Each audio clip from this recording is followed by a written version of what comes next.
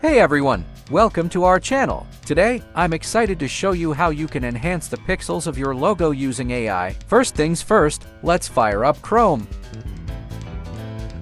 Next, head over to cutout.pro by typing it into the search bar and hitting enter.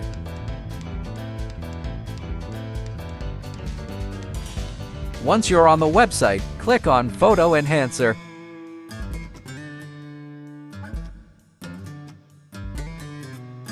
Now, click on Upload Image to select the logo you want to enhance. I'll choose this logo here. Once you've selected your logo, let's give it a minute to work its magic.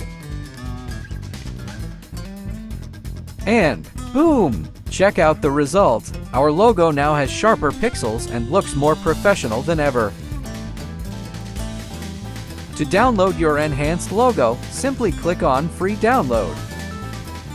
And there you have it, folks, a simple and free way to enhance your logo pixels online using AI. Give it a try and let us know how it works for you in the comments below. Thanks for watching, and don't forget to like, share, and subscribe for more awesome tutorials. See you next time!